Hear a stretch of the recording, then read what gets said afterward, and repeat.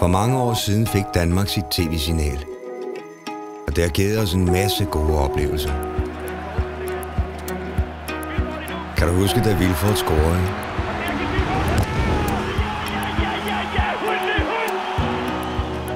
Da Armstrong landede på månen?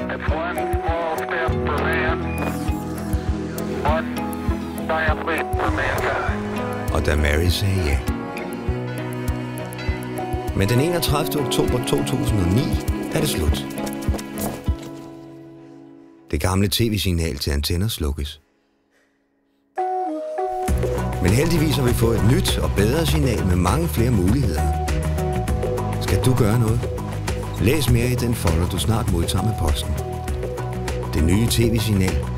Vi skal alle kunne se tv.